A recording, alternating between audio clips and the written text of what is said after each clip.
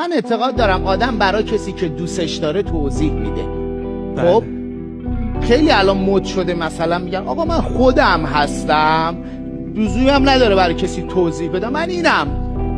خیلی میبینیم باز در شبکه‌های اجتماعی متاسفانه نشان ضعف میدونن. بله نشان ضعف میدونن، ولی من اینو نمیگم. من میگم من کسی رو که دوستش دارم براش توضیح میدم، حتی اجازه نمیدم ابهام در ذهنش ایجاد بشه، اجازه نمیدم گره فکری براش ایجاد بشه، اجازه نمیدم معمای حل نشده در ذهنش ایجاد بشه.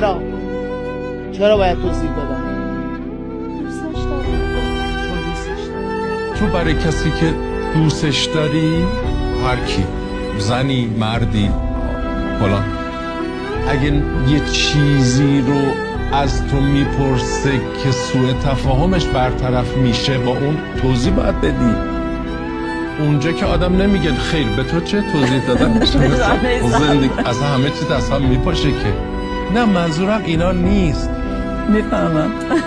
خود آدم ها تشخیص میدن که کجا و چگونه توضیح دادن نشان ضعف.